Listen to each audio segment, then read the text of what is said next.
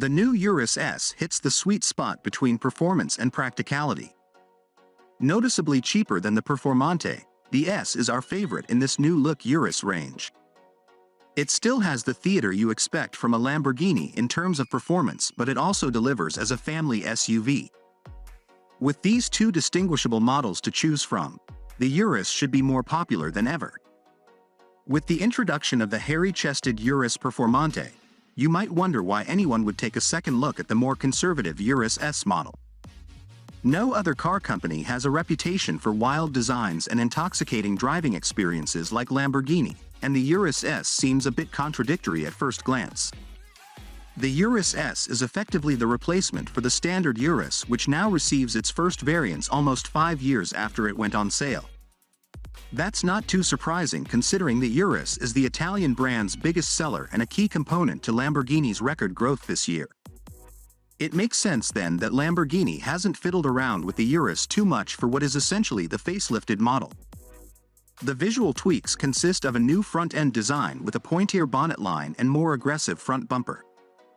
Like the Performante, the S gets a body-colored, carbon fiber bonnet, while there's the option of a matte black finish for the new vents. The carbon fiber roof can also be visible or painted, depending on how important subtlety is to the customer. The rear bumper has been tweaked as well, with a new exhaust tip design and air vents behind the rear wheels, which come in 21, 22 and even 23-inch sizes.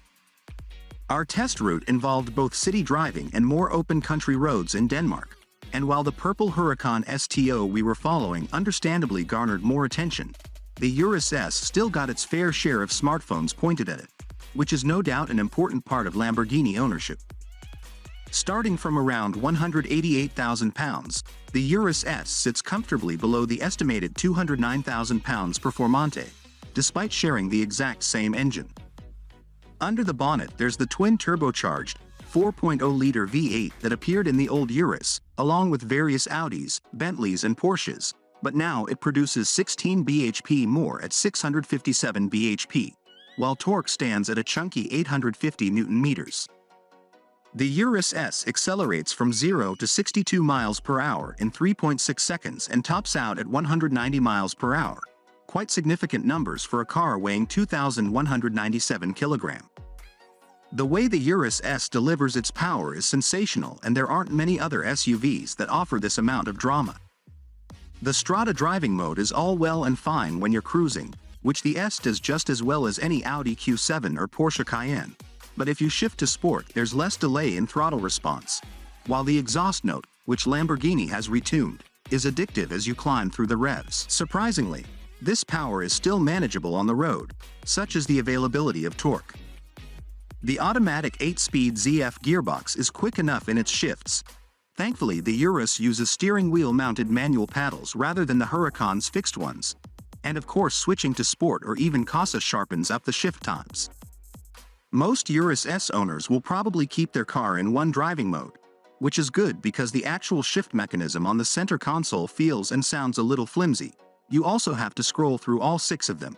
There's also Terra, Neve and Sabi off-road modes, to select the mode you want. As we've said, the Urus S performs well in a straight line in spite of its weight, and in the corners it's more engaging than you'd expect.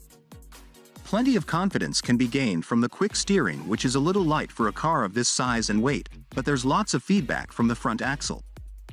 Active torque vectoring through a revised rear differential and 4-wheel steer work towards giving the Urus S a slightly rear-biased feel through tighter corners. The enormous 440mm diameter carbon ceramic brakes on the S are excellent with progressive feel despite offering immense stopping power. On the more track-focused Performante, there's stiffer steel springs which help it sit 20mm lower than the S, resulting in a slightly firmer ride on the road. For UK roads, the standard fit adaptive air suspension of the S is more suitable. Flick back to the more sedate Strada mode and the S is comfortable and surprisingly quiet if you lay off the throttle. There's cylinder deactivation technology on board, which helps to provide a combined economy figure of 20 mpg, although doesn't enhance overall refinement.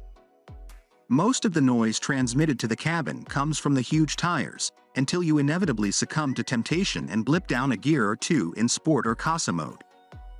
Just like the exterior, the interior of the Urus S is a little more reserved than the Performante.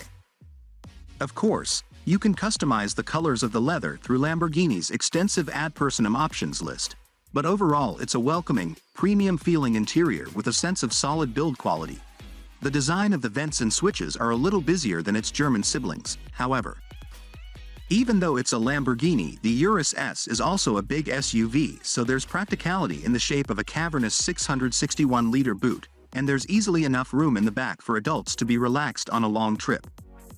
Model: Lamborghini Urus S. Price: £188,000. Powertrain: 4.0-liter, twin-turbocharged V8. Transmission: 8-speed automatic power, torque: 657 bhp, 850 Nm. 0 to 62 miles per hour, 3.5 seconds. Top speed: 190 miles per hour. CO2 economy: 320 grams per kilometer, 20.0 mpg. On sale, 2023.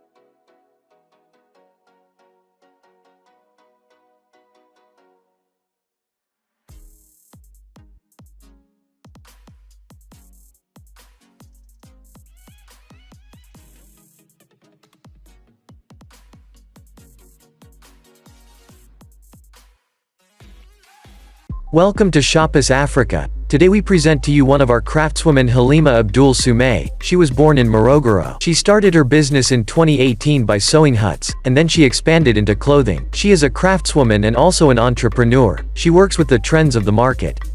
When the bag market started to rise, she moved into it because she does what is trending, so that she can make her daily. Her designs are inspired by cultural references. Actually, she enjoys creating and selling cultural products.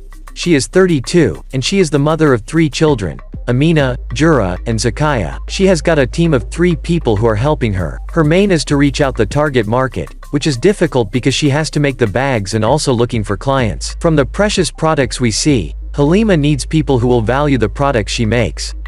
Our task is to make sure that Halima is seen by the people, and the people should support her by all means, making sure that she gets what she deserves. Visit shoppersafrica.com to buy her products.